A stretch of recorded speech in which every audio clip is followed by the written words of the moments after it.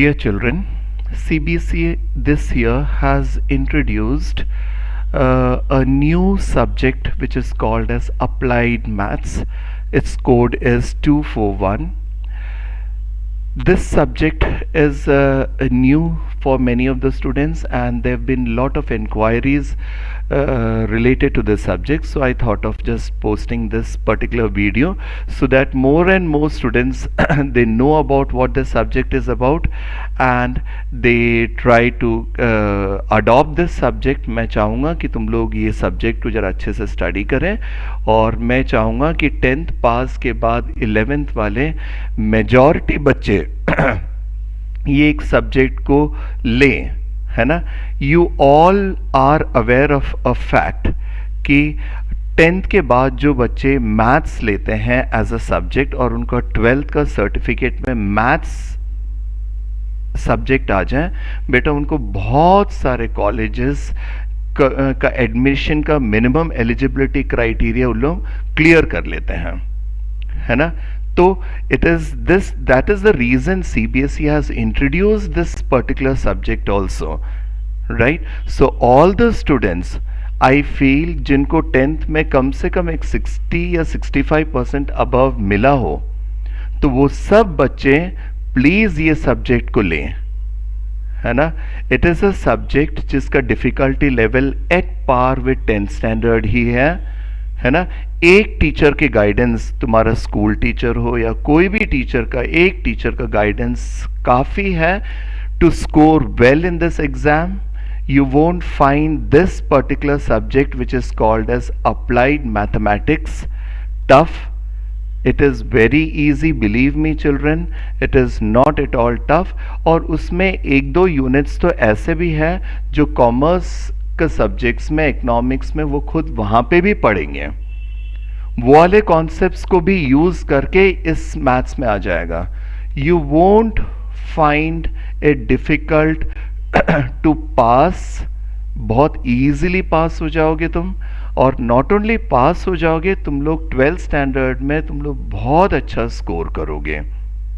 Believe me, तुम्हारा बहुत अच्छा स्कोर आएगा 10th स्टैंडर्ड में अगर तुम लोग अप्लाइड मैथ्स लोगे. लेकिन मैं हमेशा मेरे स्टूडेंट्स को मैं रिक्वेस्ट करता हूँ, प्लीज़ मैथ्स जैसा सब्जेक्ट को छोड़ना नहीं.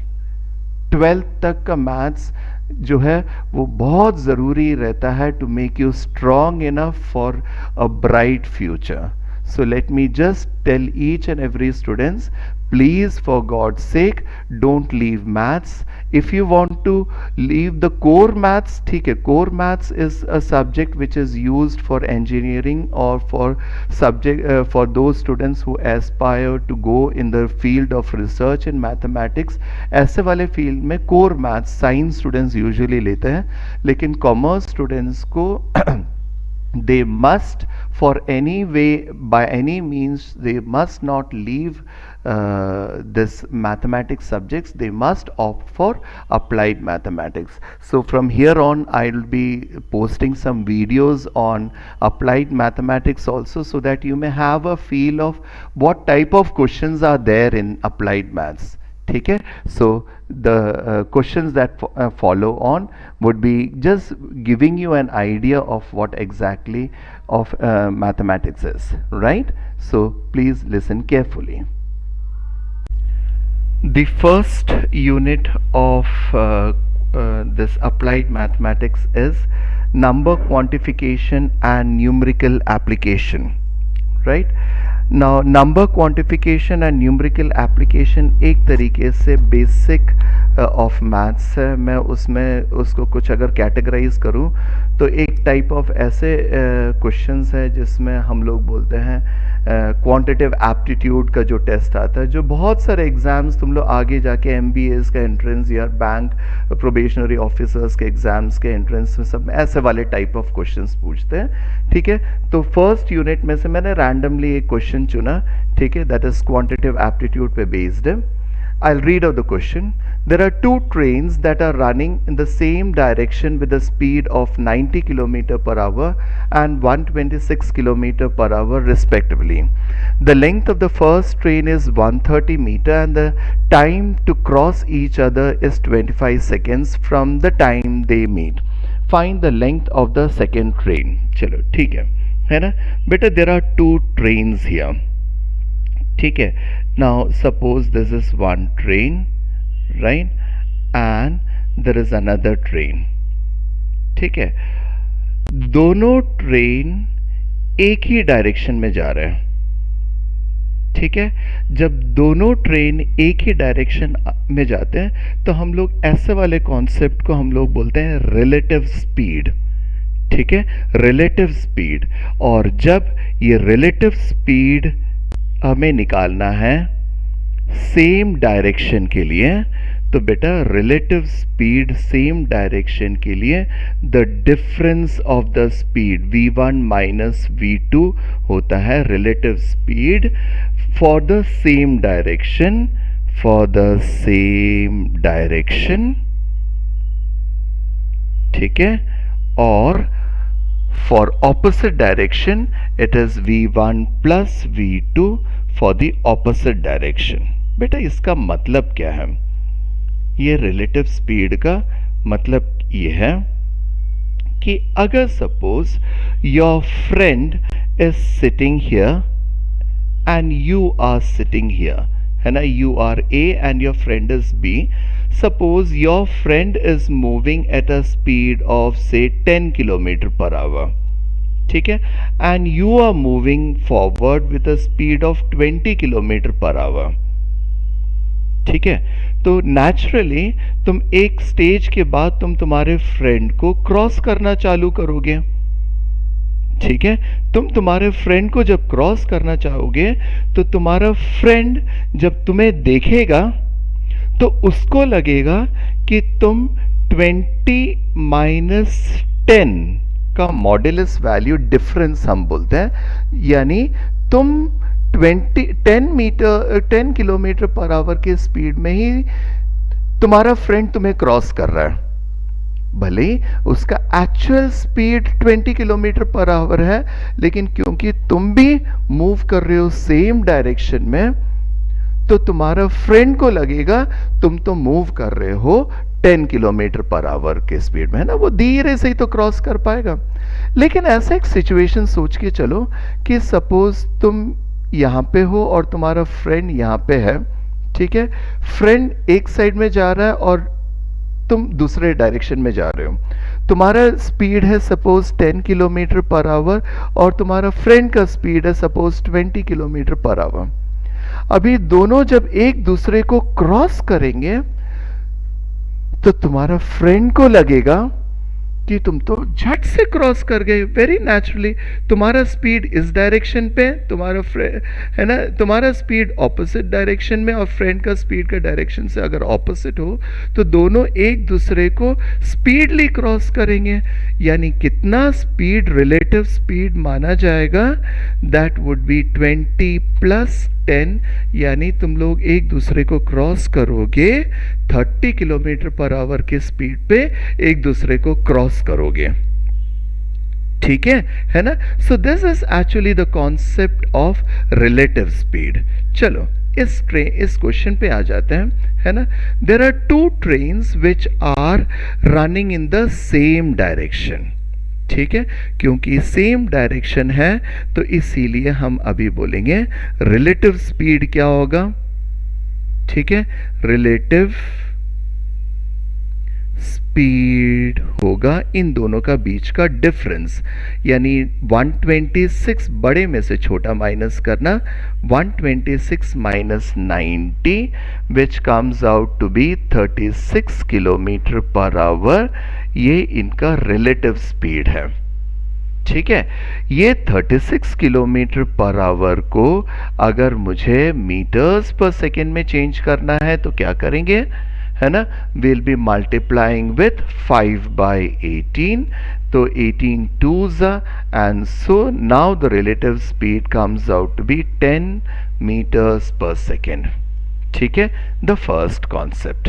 सेकेंडली बेटा, जब एक ट्रेन को कुछ लेंथ होता है, एक ट्रेन दूसरा ट्रेन को पूरा क्रॉस कर रहा है, तो वो क्रॉस तब होता है जब उसका हेड इसका टेल को टच करें और आगे आगे बढ़ते बढ़ते जब फर्स्ट वाला ट्रेन का टेल सेकेंड वाला ट्रेन का हेड को क्रॉस करें। ठीक है ना?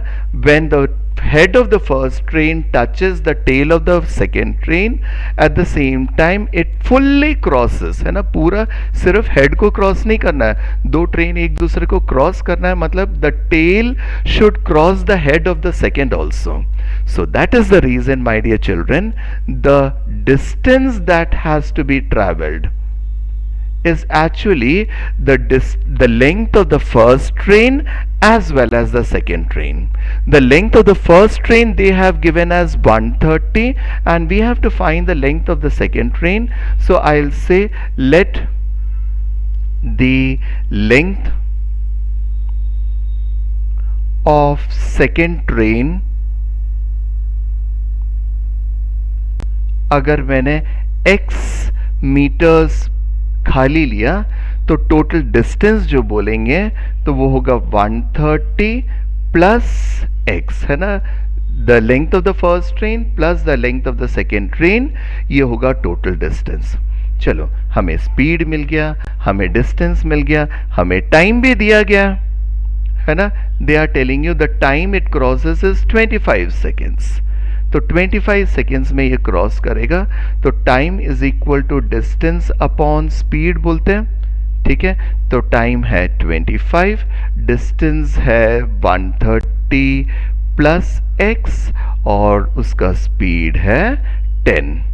तो वी हैव, ये क्रॉस मल्टीप्लाई करेगा, 250 will become equal to 130 plus x, and so 130 cross करेगा तो x will become 250 minus 130, कितना हो जाएगा?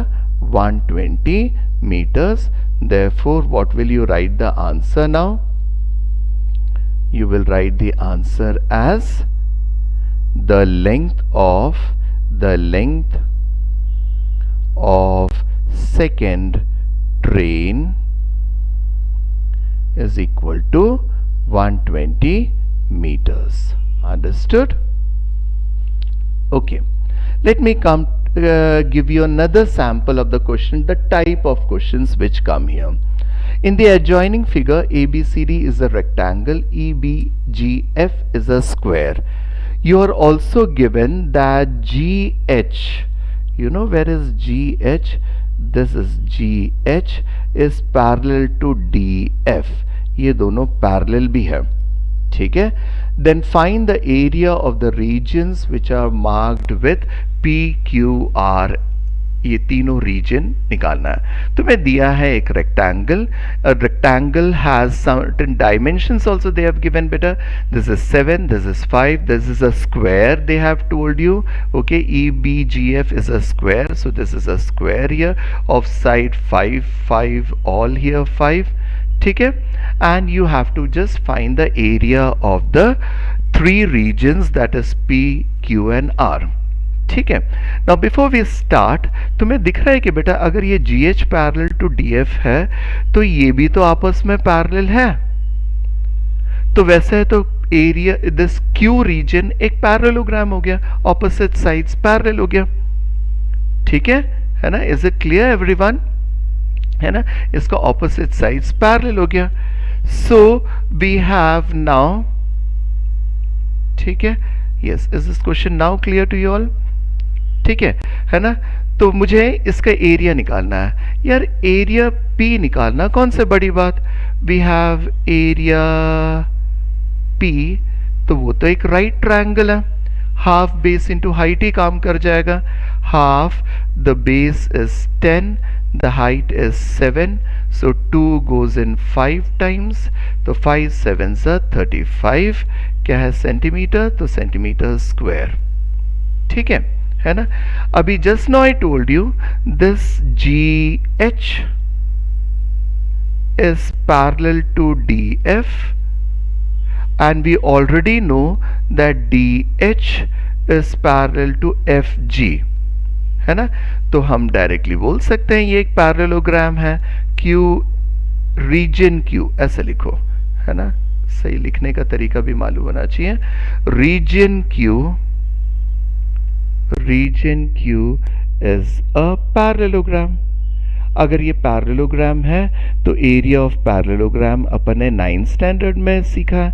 एरिया ऑफ पैरेललोग्राम इसका बकायदा प्रूफ भी किया है ना। It is base into height. ठीक है, अभी ये जो पैरेललोग्राम है इसका बेस तो ये वाला बेस निकला और ये वाला बेस तो 5 है। और हाइट, बेटा हाइट तो यहाँ से अपन लोग परपेंडिकुलर ड्रॉप करते हैं तो ये होता है हाइट, और ये हाइट तो इन्होंने दे रखा है, ये है हाइट 7। ठीक है, तो बेस इज 5, हाइट इज 7, तो area would become 7 5 35 centimetre square.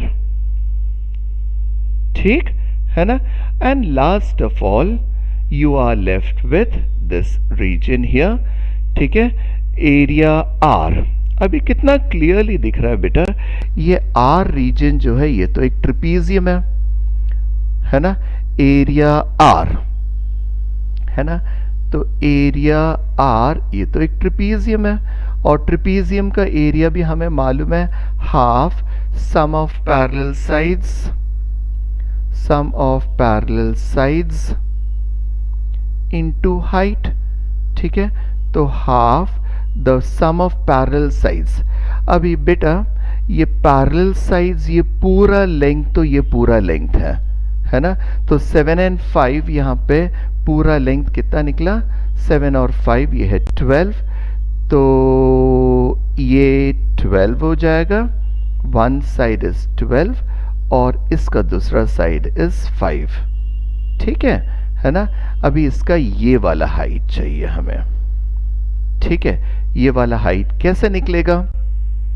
Well बेटा ये एक साइड 5 था, तो पैरेललोग्राम के ऑपोजिट साइड्स इक्वल होने के कारण ये भी 5 हो जाएगा।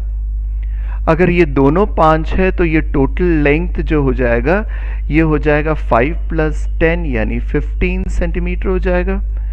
ये टोटल लेंथ अगर 15 सेंटीमीटर है ना, opposite sides of the rectangle equal है, इसमें से 5 हटा देंगे तो ये बन जाएगा 10 सेंटीमीटर। ठीक है, तो height of this trapezium will come out to be 10, so this will goes in 5 times, 12 and 5 17 into 5, okay, so that comes out to be 85 centimetre square. ठीक है, तो अपन को यही एरिया निकालना था। तो डोंट यू थिंक बेटा questions which are coming here, I am not taking easy questions, I am taking just the questions which are there in given in this book। ठीक है, the books are also nowadays available है, तो इसके base books भी available है। तो why not go in for maths बेटा। एक आधा घंटा to 40 minutes every day is just and just enough। हर दिन एक 30 to 40 मिनट्स काफ़ी है, और तुम अप्लाइड मैथ्स अगर लोगे तो that would be fruitful. And just one teacher, तुम्हारा स्कूल का टीचर ही होगा, तो बस वही काफ़ी है तुम लोग को ये एक सब्जेक्ट को गाइड करने के लिए। ठीक है, next as usual I have a small homework for you, है ना, which is based on the concept which I taught you just now.